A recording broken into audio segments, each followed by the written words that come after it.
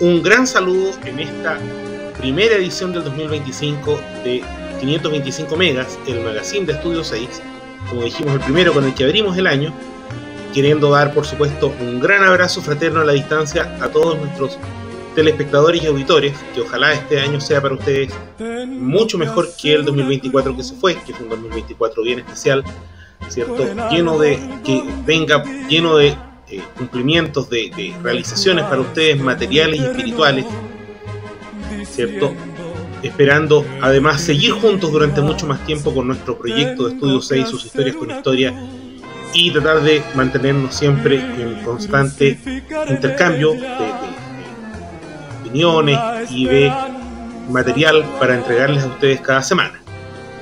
Abrimos esta edición, la cuarta edición y la primera del 2025 de 525 megas, con una canción que tiene una razón muy especial, y es que en la víspera de la emisión de esta entrega, de esta edición, la que tuvo lugar, ¿cierto? Se emite el 11 de enero, hemos sabido de la muerte del cantante de boleros Marco Aurelio, que fue una voz muy destacada en el mundo del bolero chileno desde la década del 60.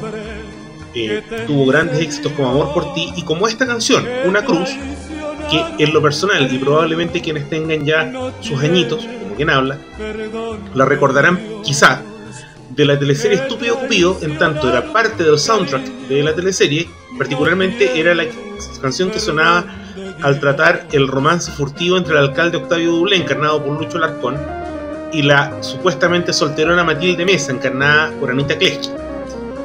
Y de alguna forma, este es una especie de modesto homenaje de nuestro canal al desaparecido Marco Aurelio, que nos ha dejado, pero también deja un recuerdo con su voz privilegiada para el bolero, y esta canción que también nos trae una especie de pequeño recuerdo televisivo. Y junto con ello, con este modesto homenaje, en cada edición abrimos con una canción y la hemos elegido por la razón ya expresada. Empezamos como siempre con nuestra editorial del mes.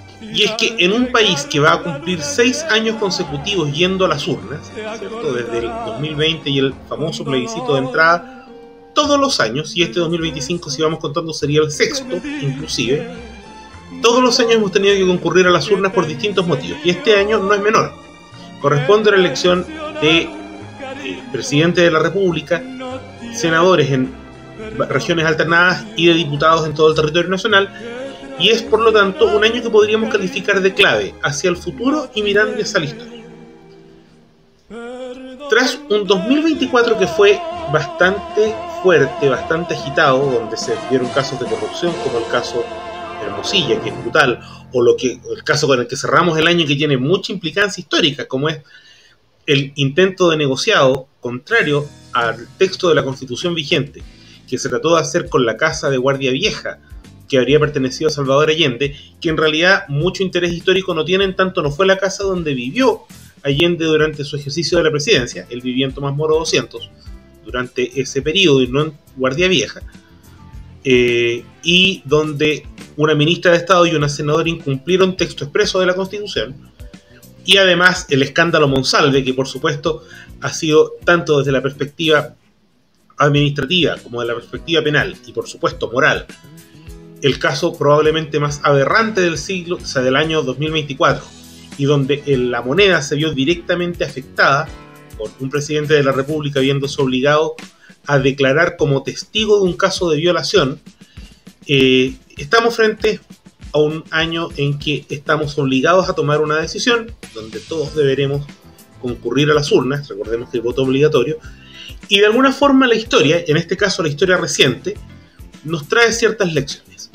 En los últimos 5 años y fracción hemos vivido un deterioro constante de un país que había vivido una especie de época de oro, que el periodo podrá ir variando de acuerdo al gusto de quien lo mire, para algunos los famosos 30 años previos a 2019, para algunos 40 o 45 antes incluso, dependiendo del momento que se tome como inicio del proceso, ¿cierto? Más allá de los bemoles morales que uno pueda tener con el gobierno del general Pinochet, pero también para mí es parte de ese proceso.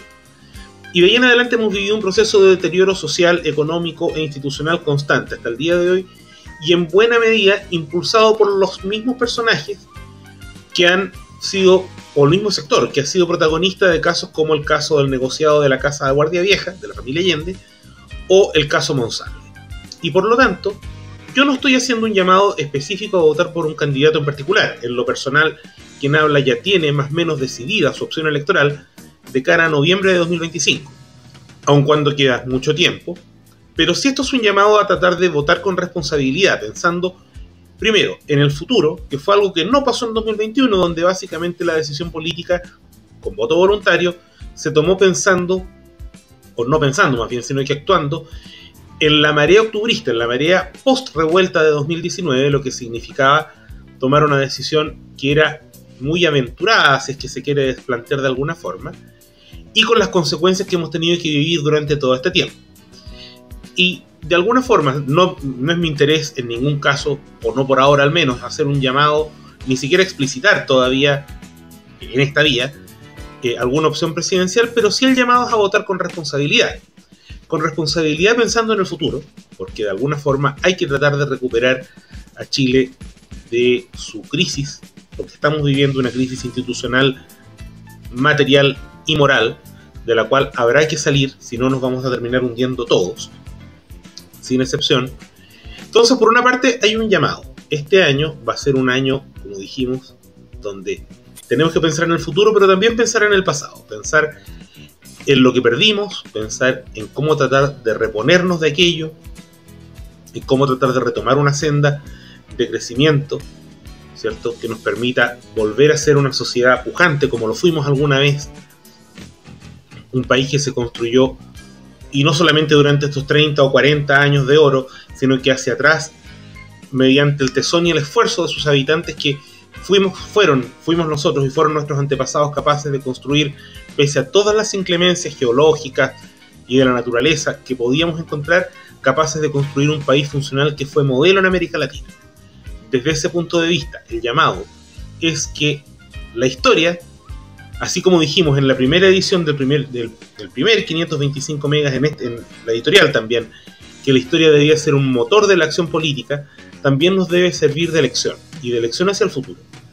De alguna forma entender que hemos podido perder cosas y las podemos recuperar, pero para ello hay que aprender a votar con responsabilidad, sacar las lecciones que debiéramos haber sacado los últimos 5 o 6 años, y pensar así en nuestro futuro y en el futuro de los hijos de Chile que vendrán en el porvenir. Dicho esto, pasamos por primera vez en esta edición a el espacio de nuestros avisantes para entregar luego una interesante conversación con un gran invitado que nos ha permitido compartir un poco de un escenario histórico curioso en el contexto de la Primera Guerra Mundial.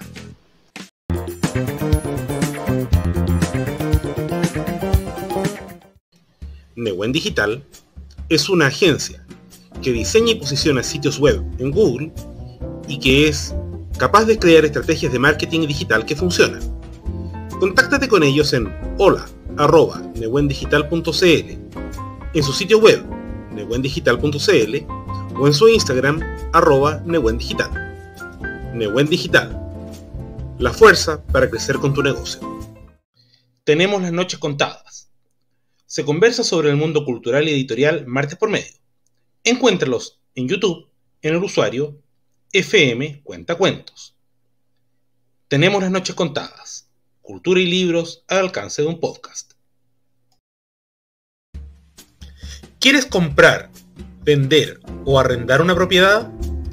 Contáctate con VVP Propiedades. Más de 15 años en el mercado inmobiliario los avalan.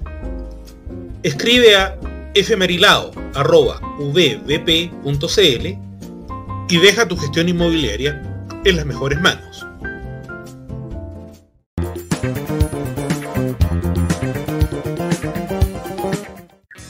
Y bueno, comenzamos este segundo bloque de nuestro 525 megas y en esta ocasión vamos a tratar un tema bien especial.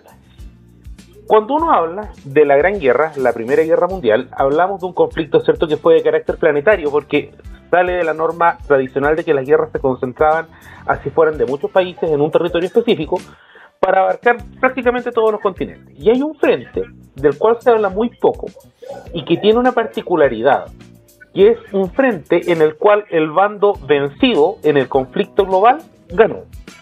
Y de este tema, que es en el fondo el triunfo alemán en el frente africano, vamos a hablar hoy día con Manuel Antonio Plaza. Él es periodista, licenciado en Comunicación Social de la Universidad de Chile, se ha desempeñado como académico en diversas casas de estudios superiores y además es alguien a quien tengo el agrado de conocer personalmente y es un apasionado de la historia, por lo tanto va a ser de profundo interés lo que nos pueda exponer en esta ocasión, en esta conversación, sobre este tema que es tan particular. Hola Manu, ¿cómo estás?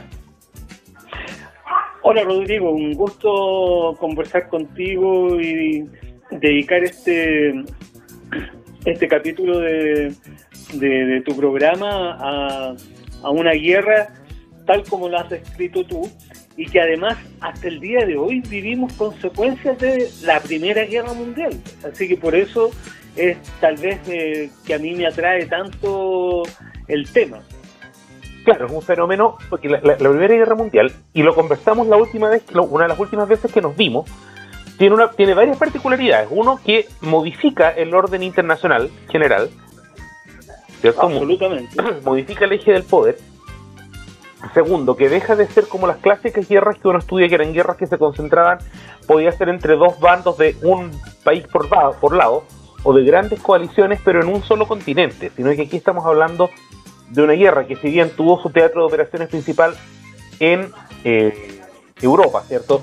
Frente occidental, frente oriental, frente de los Balcanes y el frente italiano, pero también tuvo combates en Oceanía, en América. Hablamos en un episodio del combate naval de Coronel y del combate naval de las Islas Falkland o Malvinas, ¿cierto?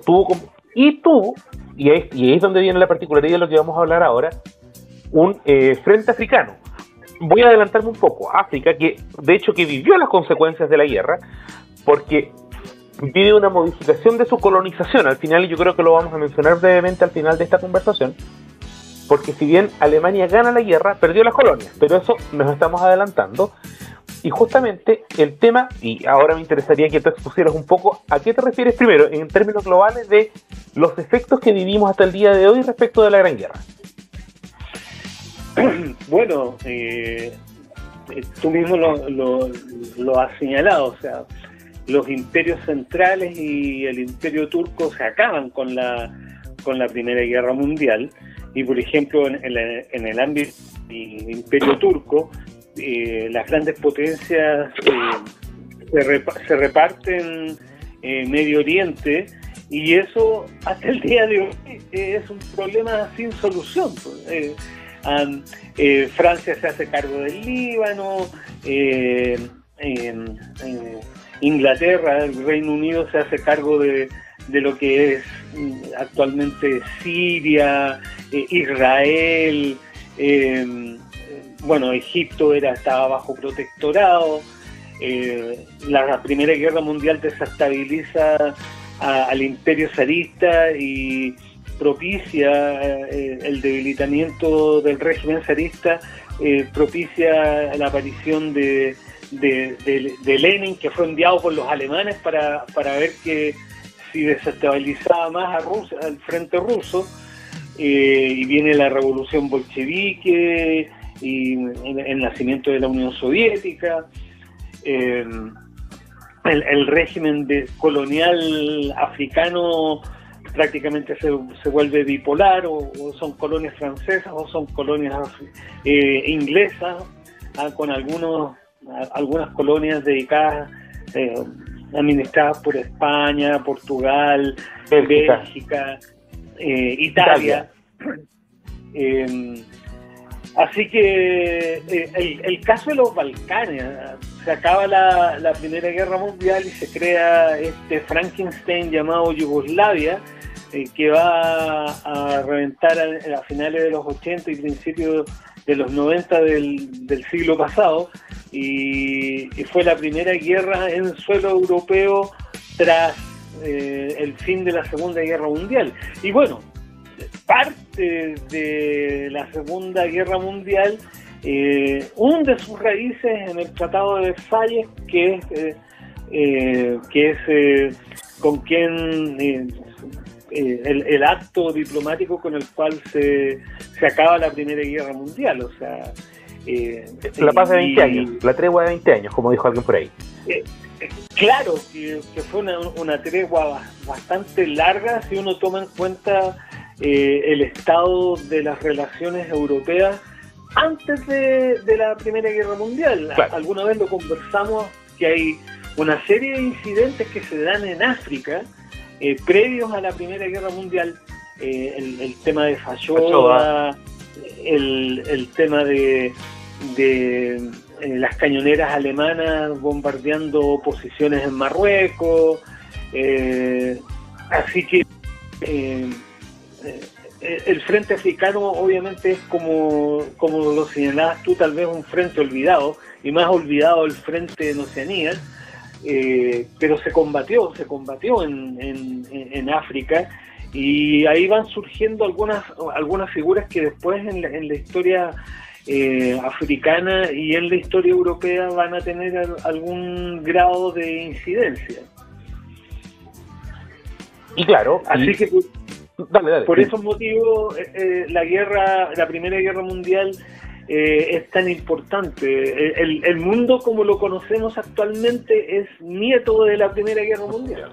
Claro, de alguna forma se produce, como dijimos al comienzo, un reordenamiento del orden internacional, ¿cierto? Desaparece el Imperio Alemán, y no hablo del imperio solamente por la caída del Kaiser, sino que desaparece el poderío alemán, se achica el territorio europeo, pierde las colonias, se ve obligado a reducir sus fuerzas armadas, hay un montón de condiciones. El Imperio Austrohúngaro se disuelve, ¿cierto? Y nace Austria por una parte, Hungría, que se transforma en una especie de reino nominal por otra, y se produce, y esto va a generar una serie de resentimientos posteriores, incluso en el bando vencedor, porque no nos vamos a extender mucho en esto, porque incluso hubo países vencedores que se consideraron maltratados para ser vencedores, como el caso de Italia. Por supuesto. Es un tema que explotaron muy bien los camisas negras de decir que habían ganado para nada, en el fondo. Claro, o sea, lo dimos todo, combatimos, perdimos gente en la guerra, y ¿qué obtuvimos? Lo dimos todo y nos fuimos con las manos vacías. Claro, o sea, porque el aumento en realidad tampoco, en estricto rigor, esto es un paréntesis, ¿no?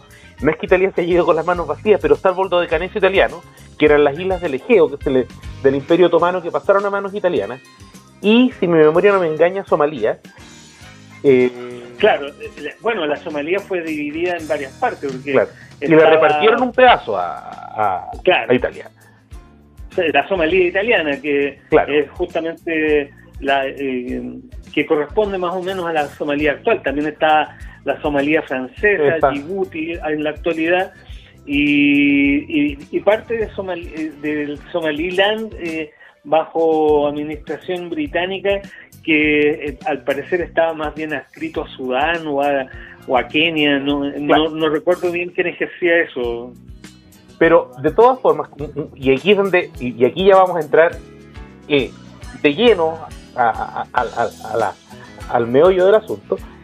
El reparto de África era muy importante, y era muy importante para los países europeos, aun cuando terminó siendo un frente de combate que terminaría siendo bien olvidado, porque aportaba, más que esclavos, que es el gran mito, aportaba materias primas, de los cuales muchos países europeos, como Alemania, carecían, ¿cierto? Exacto.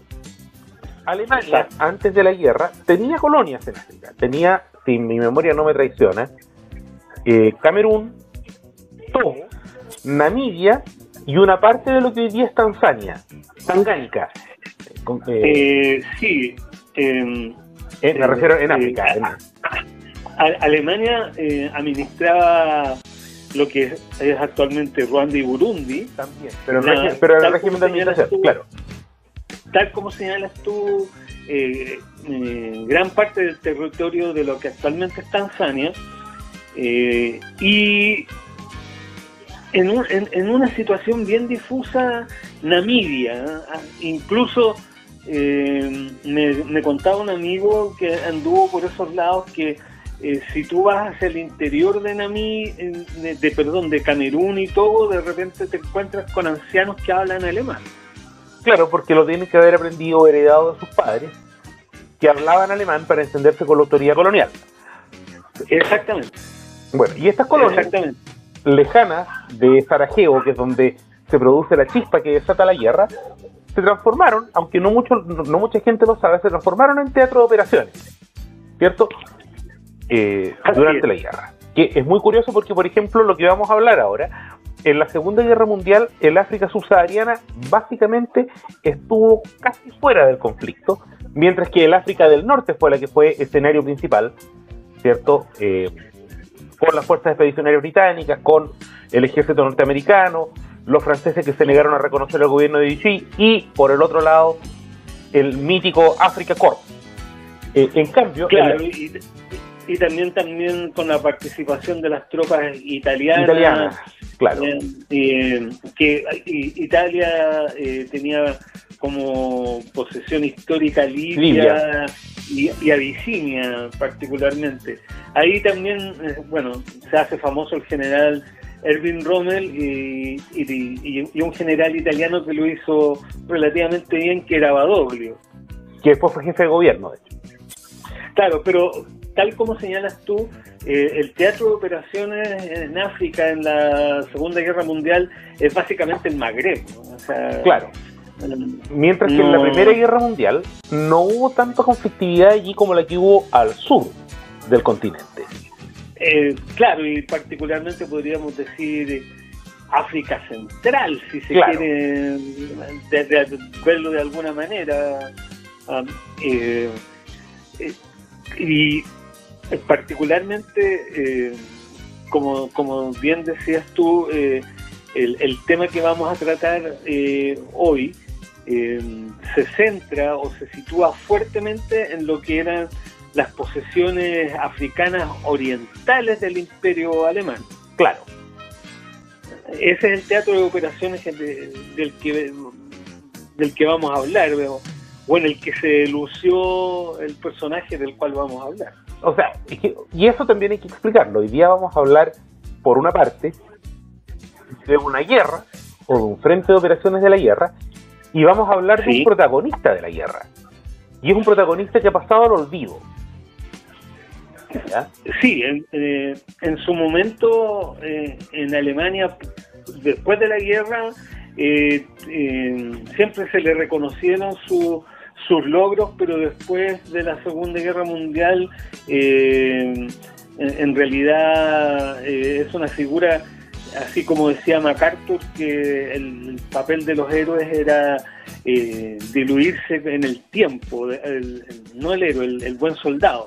Claro. El buen soldado debía desaparecer en el fondo con el tiempo, porque lo importante era la nación, el pueblo, etcétera, etcétera, etcétera. Claro. Y el personaje en cuestión es el general Paul von Lettow-Vorbeck, ¿cierto? Sí. Que era voy a presentar brevemente el personaje previo a la guerra, previo a 1914, ¿cierto? Era un militar de carrera, hijo de militares, nieto de militares, cuya primera participación bélica importante fue la intervención internacional con protagonismo alemán para sofocar la rebelión de los Boxers, ¿cierto? Esta rebelión de nacionalistas chinos que rodearon el barrio de las embajadas en Pekín, y él fue, de alguna forma, tuvo una participación bastante importante en este micro conflicto, micro porque duró poco tiempo, menos de un año. Sí, son como 2 años desde que se inicia la aparición del movimiento Boxer, que en chino tenía un nombre que se llamaba en un principio el del puño en gesto o el puño alzado, pero después se derivó el nombre en algo así como el puño armonioso y glorioso. Claro. Que era un movimiento propiciado desde el Palacio Imperial para que el régimen colonial europeo en China se acabara. Y particularmente los alemanes tenían un puerto importante que es Tsingtao, ciudad que existe hasta la actualidad. Y si alguien también dice, oye, pero no hay una cerveza que se llama así, efectivamente, es una cerveza hecha al estilo alemán en China. ¿Qué hacían los alemanes en China? Tener colonias. No era exactamente una colonia. China, jurídicamente hablando se llamaba concesión, pero era lo mismo. Es como, sí, es un pato, o sea, no es un pato, pero camina como pato y tiene plumas de pato. Sí, en realidad, particularmente la Constitución alemana, en uno de sus artículos especificaba que estos territorios eran posesiones, claro. Y no formaban parte del Reich, sino que eran propiedades que tenía el Reich en el extranjero. Pero como señalas tú, si nada como pato, grazna como pato y camina como pato, es un pato. Por lo tanto eran colonias. Claro, aunque tuvieran el nombre de posesión o concesión, que era el nombre que se le daba en derecho internacional en la época. Claro. ¿Cierto? Y este conflicto de los Boxers, que es muy famoso, que termina con un asedio de 55 días al barrio de los embajadores. Al barrio diplomático, ¿cierto? Que era digitado desde la ciudad prohibida. Y termina en un desastre para los chinos. Y allí el general, que en esa época no era general todavía, ¿no? Von Lettow-Vorbeck, tiene su primera gran intervención militar. Y luego de esto es trasladado, y aquí viene el punto clave para empezar en la historia, unos años después, en 1904, es trasladado a África, ¿cierto? Sí. A lo que se llamaba África del Sudoeste, primero. Efectivamente, y él llega a África y prácticamente al año siguiente estaba enfrentándose a la rebelión Maji-Maji, que parece que es el nombre que se le daba a la rebelión de los Khoikhoi, también conocidos como Hotentotes. Sí. Y particularmente esa rebelión es importante en la vida en la vida militar de Lettow-Vorbeck, porque él de China había salido con una impresión muy negativa de lo que era la guerra de guerrilla. Me encontraba una cosa muy desgastante, tanto sofocarlas como llevarlas a cabo. Y con estas rebeliones, la rebelión de 1905, la Maji-Maji, y después otra rebelión que sucede en Tanzania en 1907, él aprende, enfrentándose a los rebeldes africanos, que la guerra de guerrillas es una otra forma de combatir cuando tú no eres el que tiene el poder o la capacidad de fuego mayor o las armas más nuevas. Claro. Y de hecho a él le sirve de alguna forma, y esto de alguna forma es un aprendizaje que va a servir no solamente a él, sino que va a ser de utilidad probablemente para toda la estrategia militar del siglo de ahí en adelante, de entender que ya la guerra formal siempre va a ser la forma principal de combatir, pero nunca ya dejaría de ser la única. ¿Ya? La guerrilla entra a formar parte del estudio militar. Claro, los británicos particularmente habían tenido una experiencia bastante amarga enfrentándose a los Boer en Sudáfrica. Claro. Aunque la guerra Boer no fue una guerra de jungla o selvática, sino más bien de sabana, de llanura, de pastos altos, si se quiere compararla con algo. Y particularmente la guerra de los Boer termina en un episodio muy oscuro, que en el fondo el Imperio Británico fue el primero en usar campos de concentración. Y al parecer la administración de los mismos no fue muy brillante, entonces eran europeos haciendo sufrir a colonos europeos y descendientes de europeos las 1001 miserias de estar en un campo de concentración. Hambre, enfermedades, claro. Sí. Falta de recursos médicos, etcétera, etcétera. Sí. Siguiendo con la trayectoria de nuestro personaje, ¿cierto? Él es destinado primero al África del Sudoeste, luego es destinado durante un periodo de tiempo a Camerún, ¿cierto? A entrenar como instructor de la fuerza colonial alemana en la colonia de Camerún, y poco antes de entrar en guerra es enviado a lo que es lo que era el África Oriental, lo que es justamente Tangánica, que es la parte continental de Tanzania, más las actuales Burundi y Ruanda, ¿no es verdad? Así es. Y la guerra lo pillé. Particularmente él desde 1907 que anda en el área de Tanzania. Ahí él se enfrentó a una rebelión de unas tribus, los Matumbi, los Ngoni, los Guayao y otra que tiene un nombre impronunciable, Cuadirilla, una cosa así. ¿Ya? Y aquí se engancha algo que tú dijiste antes. El gobernador de el África Oriental ordena que se saque a los hombres de los campos o que dejen de pastorear y se dediquen estrictamente a cosechar algodón para la metrópoli, ¿no? Y claro, para Berlín. Y eso genera esta rebelión que llega Leto Fouabec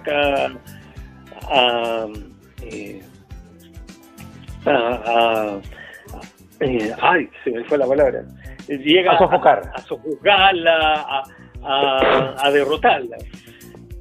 Cosa que hace. Y ahí entra un proceso de que hay una serie de alzamientos, hay problemas con tribus que vienen o que hacen incursiones en territorio alemán desde territorio portugués, desde territorio bajo administración británica, y él ahí va aprendiendo que esta famosa guerra de guerrillas es muy útil, particularmente para las fuerzas alemanas que históricamente para todo el territorio que tenían en África Oriental tenían 3.000 soldados alemanes y una gran cantidad de askaris, guerreros. Que eran guerreros, soldados locales asimilados en el fondo. Claro, que tenían más o menos entre 10.000 y 11.000, sin contar los portadores también. Claro. Entonces, él comparándose con las fuerzas portuguesas o comparándose con las fuerzas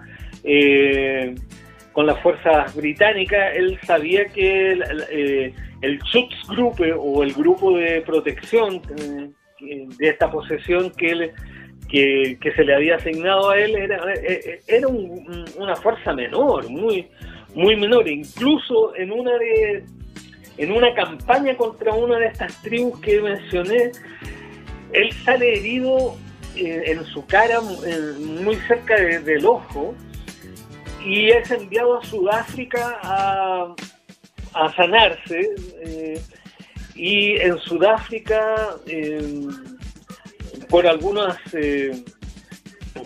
maniobras de un personaje alemán en Sudáfrica, él llega a conocer y después a trabar amistad con Jan Smuts, que va a ser prácticamente el padre de la Sudáfrica post Primera Guerra Mundial. De hecho, es considerado por muchos, casi como por ciertos sectores en Sudáfrica, como una especie de primer padre de la patria, por decirlo de alguna forma. Efectivamente.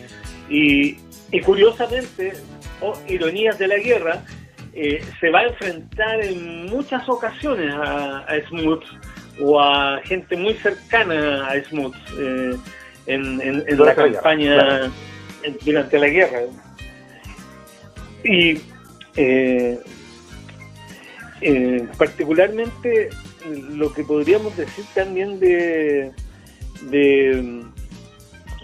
de las fuerzas de las cuales disponía Leto Fobek es que los askari, es decir, esta palabra suajili que significa soldado, en una primera etapa, no me queda claro hasta cuándo, él tenía una gran cantidad de askaris sudaneses, y después, en el transcurso de la guerra, él pudo disponer de askaris suajilis, que seguramente venían de Sudáfrica, porque todos estos pueblos eran pueblos trashumantes. Entonces llegan los imperios europeos y les ponen fronteras, y entonces era contra natura de alguna forma, claro. Claro, o sea, Swahili bajo mando alemán, claro, absolutamente viable. Sudaneses, que están bastante más al norte. Es posible, o sea, seguramente eran askaris en calidad mercenaria, seguramente. Y muy pocos askaris provenientes de la zona misma. Exactamente.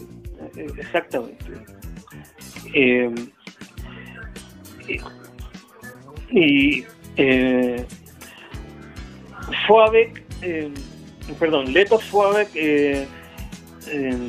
siempre puso mucho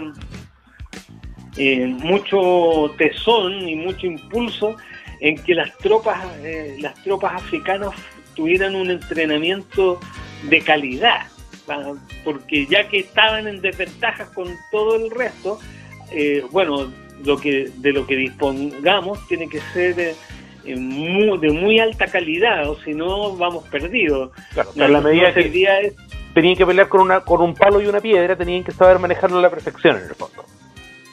Claro, y con una fuerte, como buenos alemanes, con una fuerte y férrea disciplina también de las tropas en combate y en los periodos de instrucción. Claro. Ya hemos situado al personaje, perdón, dale, para entrar ya en la guerra misma.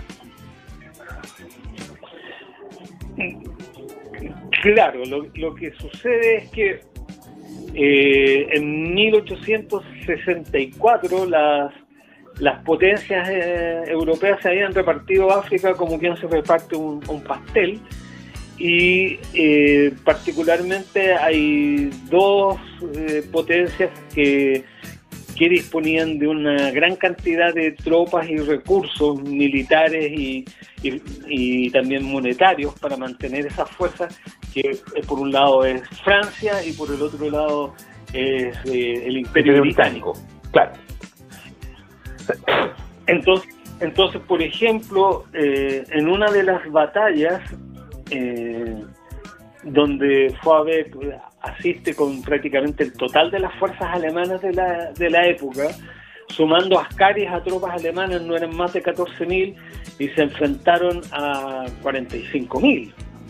Entonces, de ese nivel de disparidad estamos hablando, y es por eso también que el caso de este militar alemán siempre aparece mencionado como el único del bando perdedor que nunca fue vencido. Porque le tocó además enfrentar todo en desventaja. Siempre en desventaja. Nunca tuvo ventaja numérica ni ventaja de suministro. O sea, la mayoría de los cuando le toca rendirse, prácticamente la mayoría, por no decir la totalidad, de los equipos y de los suministros eran suministros, armamento que él había capturado en batalla. Y justamente quería centrarme en eso, porque una gracia que tuvo por Leto Fobek es que durante la guerra, vamos a ver, lo hemos situado, voy a hacer una pequeña presentación ya del escenario de guerra. La guerra a él lo pilla en el África Oriental alemana, ¿cierto? él recibe ciertas instrucciones, ¿no es verdad? Que era en el fondo mantener posición defensiva, y él desoye las instrucciones de Berlín y del gobernador civil, y toma la decisión de no hay mejor defensa que un buen ataque. Que el ataque. Y él empieza dándose cuenta que podía contar con factor sorpresa y con militares bien entrenados, y empieza a atacar donde nadie esperaba. Y pasa lo que tú dices. Por una parte, como pilla a los británicos particularmente por sorpresa, los derrota constantemente, y además les roba o les captura material de guerra y víveres y equipamiento, etcétera, etcétera. Claro, incluso cuando él incursiona en lo que actualmente sería el territorio portugués de la época, de lo que actualmente sería Mozambique, él también captura material y suministros portugueses. Portugal era parte, era bando combatiente en la guerra, hay que aclararlo. Portugal era parte de los aliados. Exactamente, Portugal, Italia y una serie de pequeños países europeos como Montenegro de la época formaban parte del bando aliado. Del bando aliado, sí. Incluso como anécdota,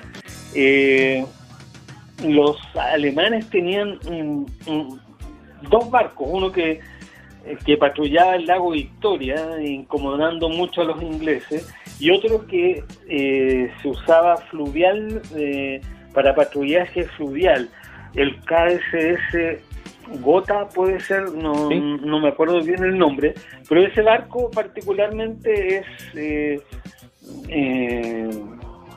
no es hundido, pero en el fondo queda fuera de servicio. Queda inutilizado, el Königsberg. Y lo que ¿era el Königsberg? El Königsberg, que es baleado, y si bien no se hunde, pero queda inutilizado para la navegación, queda varado.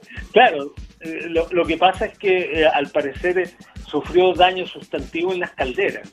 Por lo tanto no podía avanzar, podía flotar, claro, pero no navegar, sí, que no es lo mismo.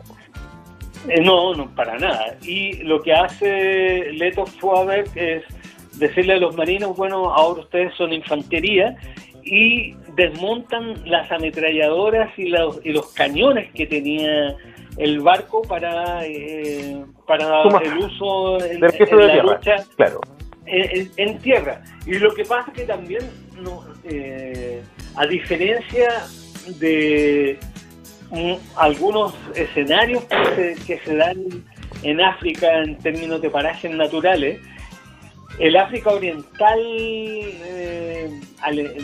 las posesiones del África Oriental alemana sí son selváticas, sí son jungla. No es como Sudáfrica, que tiene unas llanuras extensas. Entonces, cuando Leto Vorwerk derrota a los hotentotes por ahí en el 1905, él interroga extensamente al líder de los hotentotes, pero no en el sentido de quién estaba con usted y dónde se refugió, sino que preguntándole cómo se vivía en la selva, cómo usar la selva, cómo hacer de la selva un aliado a favor y no sufrir lo que muchas fuerzas sufrieron en la Segunda Guerra Mundial, por ejemplo, en el Pacífico, o lo que le va a pasar a los norteamericanos y a los franceses, primeramente en Indochina. Claro, Indochina y Vietnam luego, claro. Claro, entonces Vorwerk incluso hay un biógrafo de él, parece que es español, y señala que en el fondo Vorwerk, desde que llegó a África, se enamoró de África y de su gente, y por eso también el respeto con respecto a a los usos y costumbres de las regiones donde a él le tocó servir, y por eso también él combate como combatirían los pueblos originarios de África a un invasor. Y eso le permite dos ventajas a él, a mi modesto criterio. Por una parte, le permite ganar ascendientes sobre sus Ascaris. Sí, mucho. Y segundo, le permite que esos Ascaris ocupen toda su habilidad local para sacar ventaja de la desventaja. Claro, o sea, al final cuando uno revisa los datos numéricos de la campaña de Leto Foaberg, el tipo, las tropas bajo su mando causaron 60.000 bajas. Aproximadamente.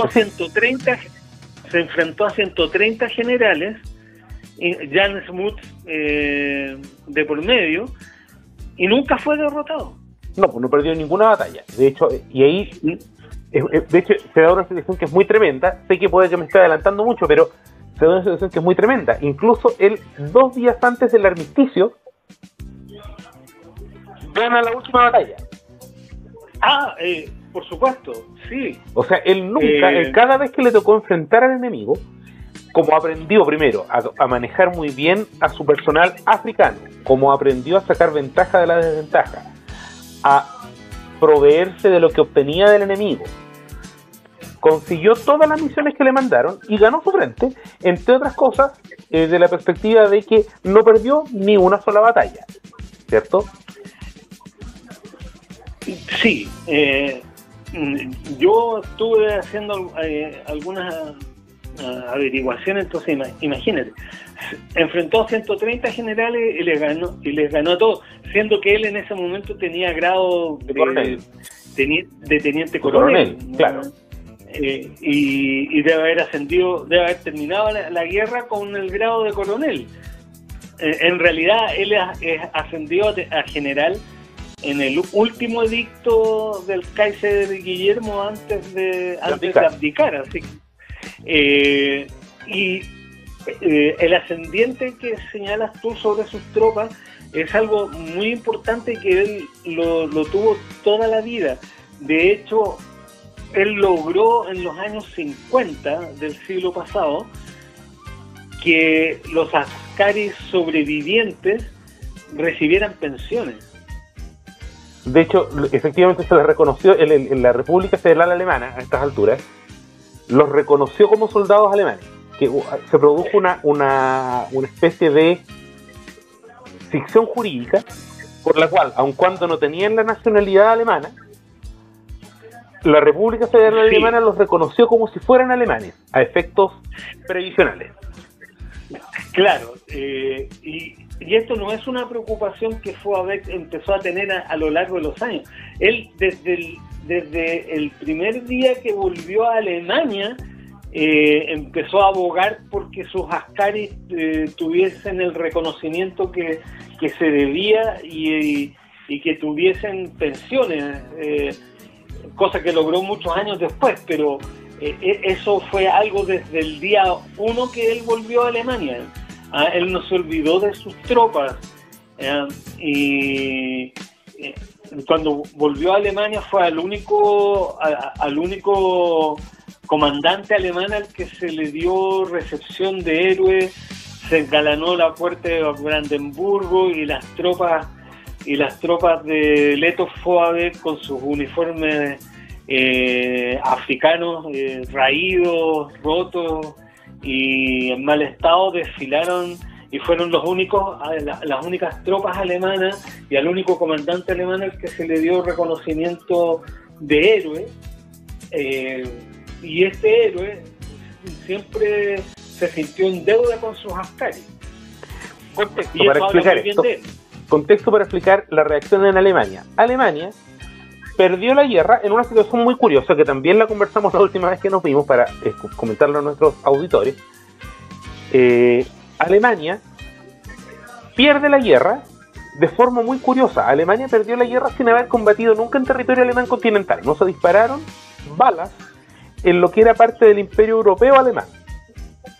Pierde la guerra por otros factores, que era porque era una guerra que económicamente se ha ido volviendo insostenible, porque era un país que seguía siendo un país pequeño enfrentando conflicto por varios frentes, y además por la irrupción de sublevaciones militares, de sus propios militares, a cargo de oficiales de carácter de ideología socialista. Claro, eso fue un factor bien importante. Y un factor anímico importante además. Claro, por supuesto. Y de hecho, bueno, después los nacionalsocialistas van a explotar un poco ese ánimo de cómo fuimos a perder la guerra si nunca perdimos, nunca se combatió en nuestro suelo, y ellos lo van a atribuir a un complot judeo-masónico internacional en contra de Alemania, pero en realidad lo que sucedió es que Alemania estaba cansada de la guerra. Alemania estaba casi de rodillas económicamente, industrialmente exhausta y como bien señalas tú, con mucho alzamiento o rebelión de unidades militares, que es llevadas a cabo por sectores ultras de lo que podríamos llamar el Partido Socialista Alemán y el Partido Comunista Alemán, y imitando un poco el modelo de los alzamientos militares en la Rusia zarista. Claro, tiene el mismo resultado, pero convengamos que el imperio zarista se retira de la guerra y muere rápidamente en manos de una revolución marxista-leninista, o encabezada por sectores marxistas-leninistas. Claro, y en Alemania, no nos vamos a desviar mucho del tema, pero pasó un poco lo mismo. De hecho, Alemania posguerra tiene 1 o 2 años de enorme inestabilidad, con revoluciones por lado y lado, intentos de golpes de Estado, etcétera, etcétera. Por lo tanto, uno puede entender que el clima político alemán hacía insostenible la guerra, pero hay una particularidad. En el frente oriental, Alemania perdió batallas, aun cuando el frente oriental nunca lo fue perdiendo. En el frente occidental, que fue bestial, Alemania a veces ganó y a veces perdió, ¿cierto? Y tuvo derrotas feísimas. ¿Estamos de acuerdo hasta acá? El chiste del frente africano es que Alemania no lo pierde.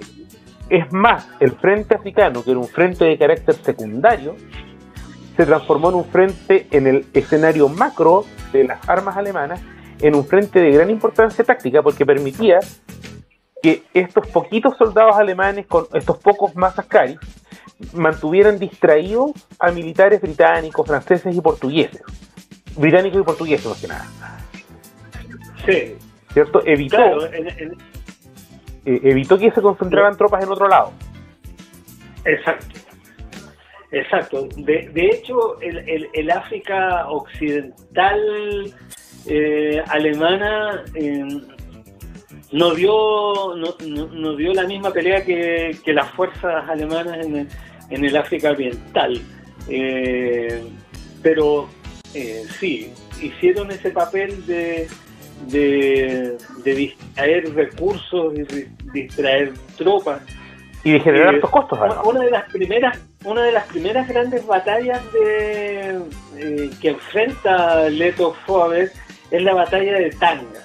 Tanga es un puerto al norte de Tanzania, y los británicos lanzan una ofensiva de 45.000 tropas con 1.000. 8.000 de las tropas británicas eran tropas de indias que no tenían ninguna preparación para enfrentar la realidad africana, y Leto Vorwerk hace creer a la flota británica de que se ha minado el puerto. Por lo tanto, los cruceros ingleses se alejan de la costa y dejan todo en manos del desembarco a las tropas indias, y con esta táctica de la guerra de guerrillas, en el fondo con lo limitada de sus fuerzas, porque la tuvo que dividir, una parte para proteger el puerto y otra parte para enfrentar la avanzada de las tropas de la India, y el tipo sale victorioso. O sea, Inglaterra, las tropas inglesas debieron retirarse, y Tanga nunca fue tomada. Claro, y sin comprender mucho lo que les pasaba, además. Y fue bien tremendo porque de alguna forma combatieron a un enemigo que no se esperaban encontrar, ¿cierto? Y no me refiero al número, sino que me refiero a la forma de combatir. Claro, y de hecho Tanga era importante porque una línea férrea sustantivamente importante para el África Oriental alemana terminaba en Tanga. Entonces era un objetivo que había que tomar sí o sí, porque esa misma línea férrea permitía ingresar profundamente en territorio africano-alemán, y no lo pueden hacer. Y no lo pudieron hacer durante toda la guerra, claro. Durante toda la guerra. Después hay una serie de batallas, eso son 13 batallas importantes. Hay una particularmente que se llama algo así de Yanik o de Yaniki, tiene varias formas de ser escrito el nombre, que es la que termina de convencer a Foabeck que la guerra de guerrillas es lo que tiene que hacer, porque se está enfrentando a tropas sustantivamente superiores en número. Él causa en la batalla de Tanga, le causa 6.000 bajas a las tropas británicas, y él pierde 130 hombres o 180 hombres. Pero cuando tú tienes 180 bajas de 3.000, y más encima que no las vas a recuperar en el corto plazo, es doloroso. Es doloroso, claro. Básicamente es doloroso. Y con esta batalla de Yaniki o Yaniki, él se convence de que no puede enfrentar abiertamente a los ingleses. No puede. Porque aunque gane podría terminar perdiendo, claro. Claro, una victoria pírrica, ganan la batalla, pierden la guerra. Y por lo tanto se concentra efectivamente en guerra de guerrillas, y lo más, comillas, chistoso, y aquí es donde entramos nuevamente a la inutilización del Königsberg y todo el cuento, es que él deja de combatir en suelo colonial alemán.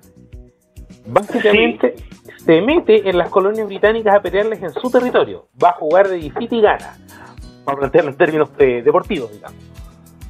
Juega el partido de visita y lo gana, obligando a los ingleses, al Imperio Británico, a reforzar con tropas lugares que incluso ellos no tenían presupuestado a ser atacados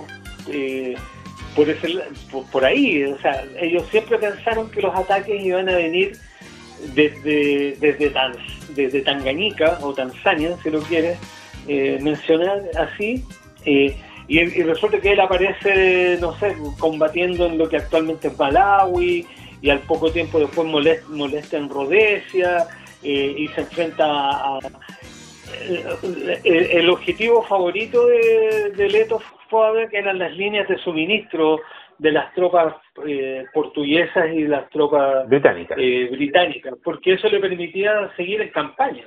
Por dos razones: le permitían utilizar los caminos al enemigo, y a él además le permitía obtener recursos de forma eficiente. Así es. Bueno, ya lo habíamos mencionado, cuando él se rinde a las tropas británicas, el grueso del material que él tenía no era material alemán, era material británico y portugués. Oye, incluso algunos uniformes eran uniformes británicos que habían sido adaptados al reglamento alemán. Exactamente, porque los suministros que le podía dar la logística del Imperio Alemán eran mínimos. O sea, el hecho de desmantelar de bajar el armamento de un barco, reclutar a la marinería como infantería es un claro indicador de que estaban peleando con lo que tenían, podían. claro, con lo que tuvieron a Claro. mano. Así es. Entonces, estamos hablando de un individuo que en el fondo fue muy efectivo, fue muy eficiente y muy eficaz, ¿eh? Porque con pocos recursos causó una cantidad de problemas mayores a los que habían presupuestado en ese frente. Y con eso volvemos a decir, cuando llega el fin de la guerra, que a todo eso Lettow Vorbeck hubo que informarle con reconfirmación de que se habían rendido, porque para él era incomprensible, porque obviamente las comunicaciones de entonces no eran como las de hoy día, y él debe haber sido muy impresionante ver que él ganó su campaña de principio a fin con los pocos recursos que tenía para que le avisaran que en Europa se habían rendido. ¿Ya? Claro, y además que se habían rendido en las condiciones que señalabas tú hace un momento atrás, sin pelear en territorio alemán, con el grueso del ejército alemán desplegado en Bélgica y Francia y en parte en Prusia Oriental, y resulta de que me tengo que rendir. Qué curioso es esto. Absurdo. Pero claro, son los absurdos de la guerra, digamos. Claro, ahora también cuando tú combates de esta forma, también de repente surgen algunas anécdotas de la guerra.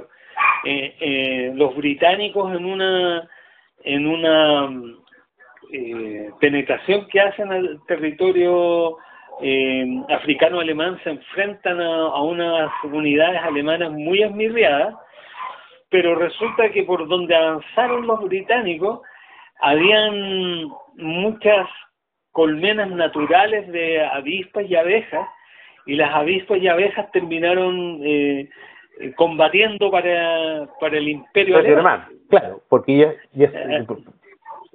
ellos tenían, entonces, claro, estaban en desventaja de contexto, por decirlo de alguna forma. Entonces, claro, por Lettow Vorbeck tiene que haber sido muy fuerte la situación, pero se producen estas anécdotas, se producen estos efectos que hacen que, en resumidas cuentas, este personaje que tenía que combatir en un frente absolutamente secundario, donde en el papel no tenía mucho que hacer, sea un vencedor dentro de un país derrotado. Sí. Y bueno, tanto es así que cuando él vuelve es repatriado a Alemania, y él hace un esfuerzo muy importante para que se repatrien todas las tropas alemanas, todos los alemanes europeos.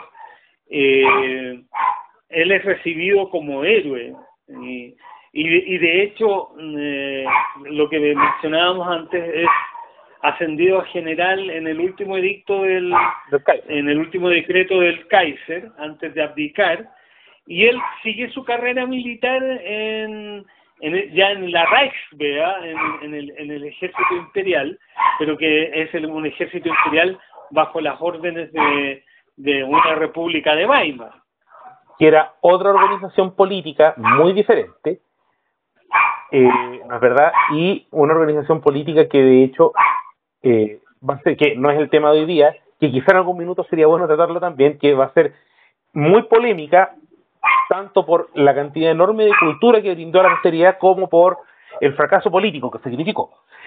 Von Lettow Vorbeck, a diferencia de otros generales, ya hemos terminado la guerra, él gana su frente pero pierde la guerra, no la pierde él, la pierde el Imperio Alemán. No hace como otros generales del Reich alemán que empiezan a tomar un rol político, ¿cierto? Porque uno siempre piensa en Hindenburg o Ludendorff, que eran que tomaron un rol político por partidos de la extrema derecha alemana, o en el caso de Ludendorff, muy cerca del nazismo. Claro, en un movimiento, Ludendorff en un movimiento claramente proto-nazi. Claro, al filo, ¿cierto? Él fue protagonista del Putsch de Múnich del 23. Von Lettow Vorbeck no fue parte de esta oleada. Si bien tuvo simpatías políticas, y entiendo que fue simpatizante de una posible restauración del Kaiser, pero en realidad... Justamente justamente él, disculpa que te interrumpa, Sí, por supuesto.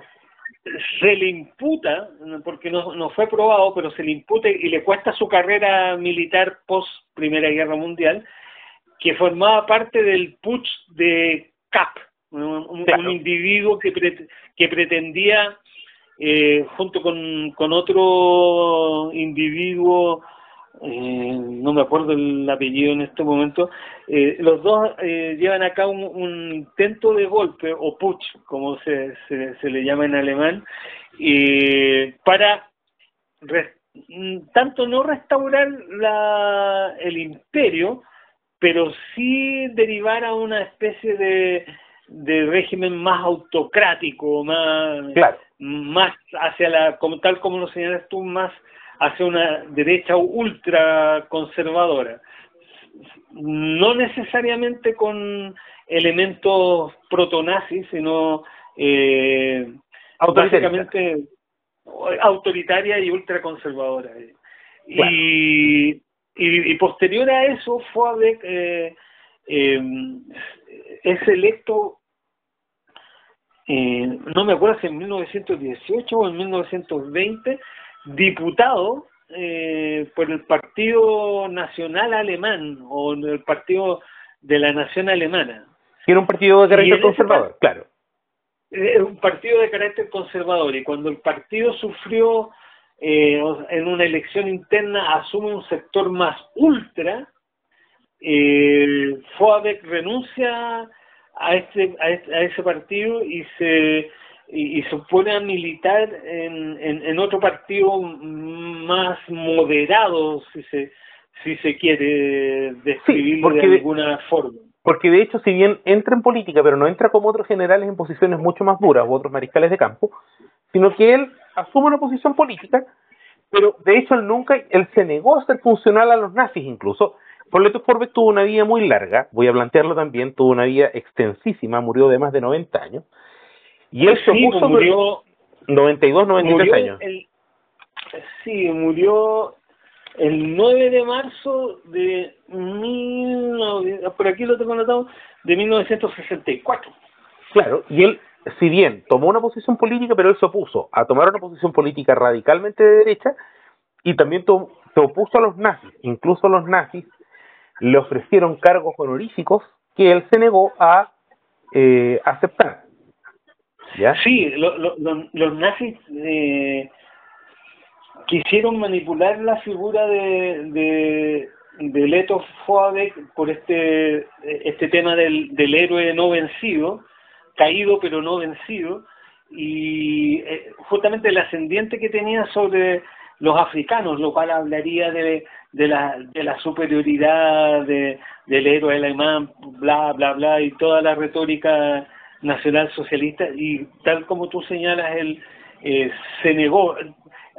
Creo que aceptó un cargo... Aceptó que era militar honorífico, claro.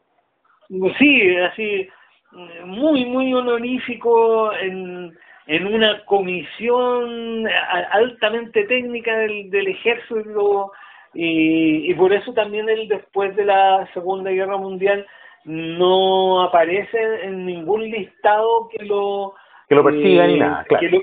Que lo vincule a algún tema con el Partido Nacional Socialista Alemán o con alguna de sus ramas como las SS o la Gestapo, no, nada.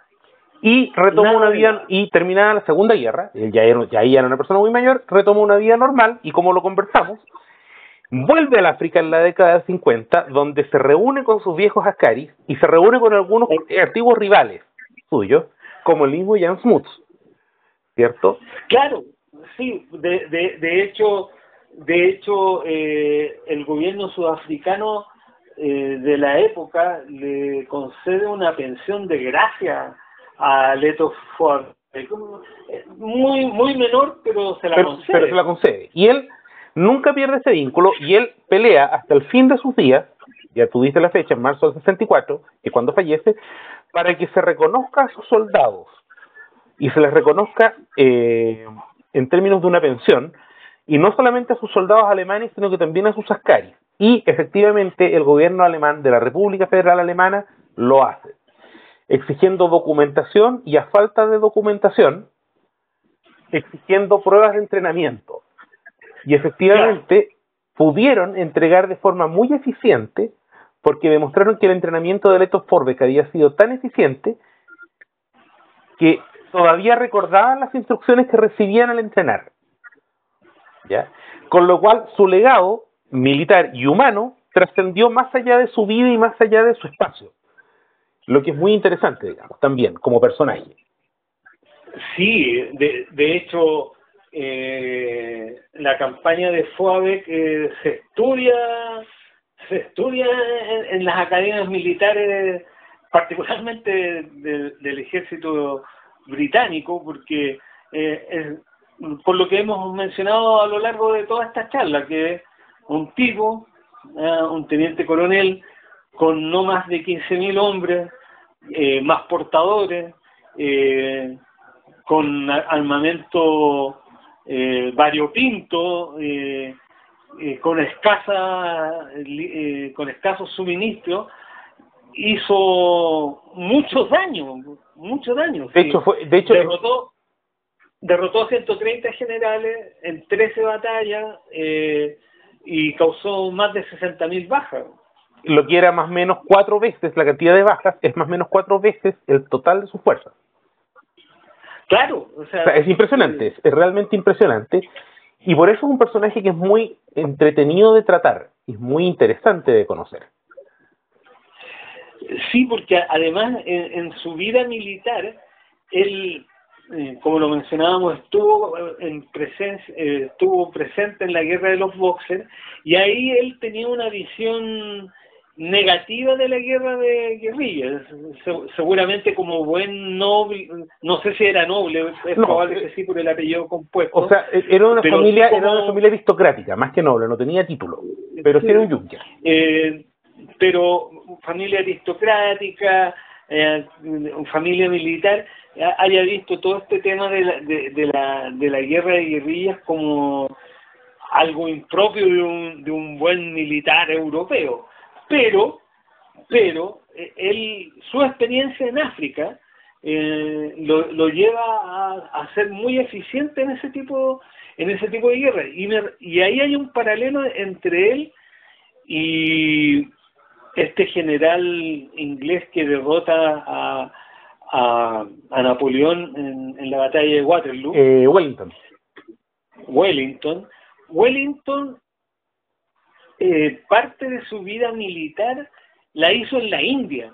Exacto. Y en la India le tocó enfrentar a muchos alzamientos y azonadas, y ahí él aprendió también una cierta forma de combatir a las tropas regulares y formales de los ejércitos europeos, y ahí hay una lección que se ha ido repitiendo también en la historia. Claro. El caso de Lautaro con respecto al ejército imperial alemán el español de la época, podríamos mencionarlo como un hito también dentro de esta secuela, claro.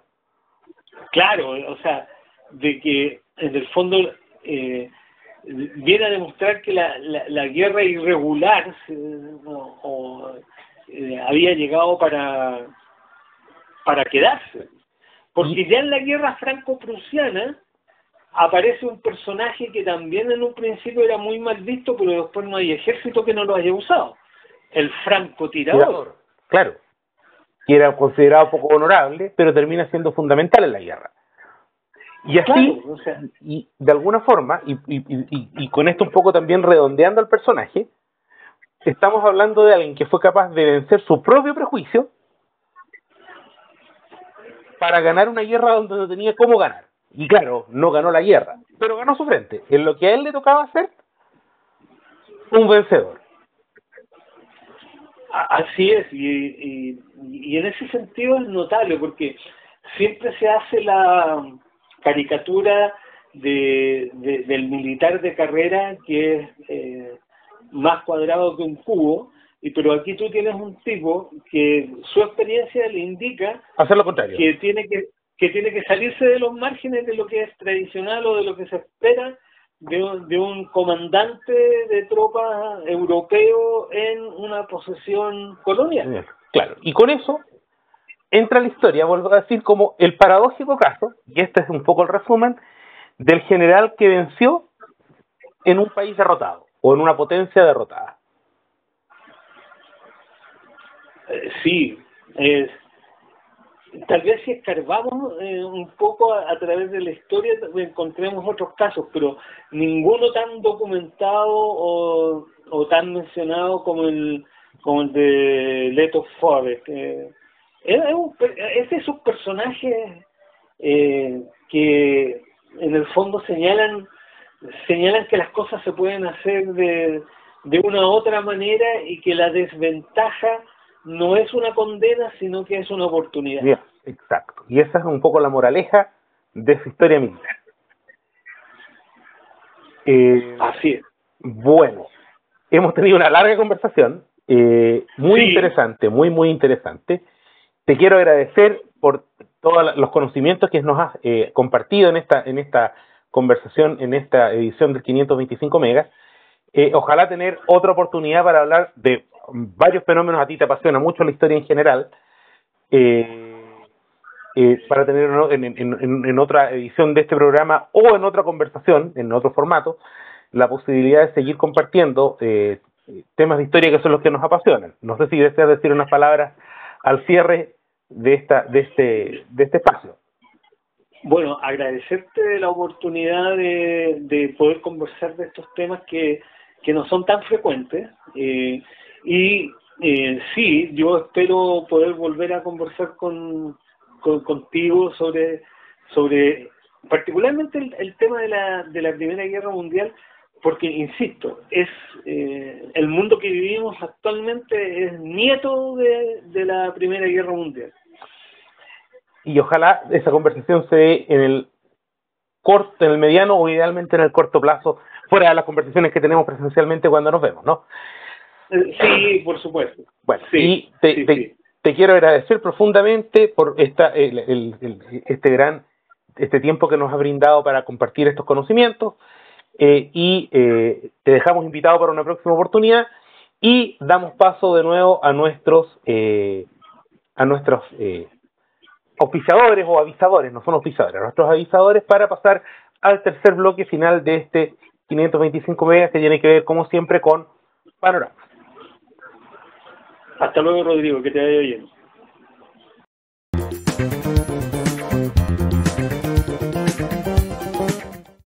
Tenemos las noches contadas. Se conversa sobre el mundo cultural y editorial martes por medio. Encuéntralos en YouTube, en el usuario FM Cuentacuentos. Tenemos las noches contadas. Cultura y libros al alcance de un podcast. ¿Quieres comprar, vender o arrendar una propiedad? Contáctate con VVP Propiedades. Más de 15 años en el mercado inmobiliario los avalan. Escribe a fmerilao@vvp.cl y deja tu gestión inmobiliaria en las mejores manos.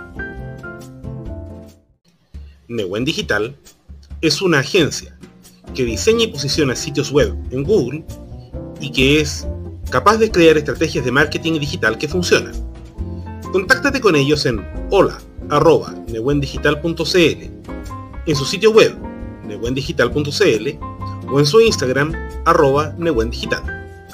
Newen Digital, la fuerza para crecer con tu negocio.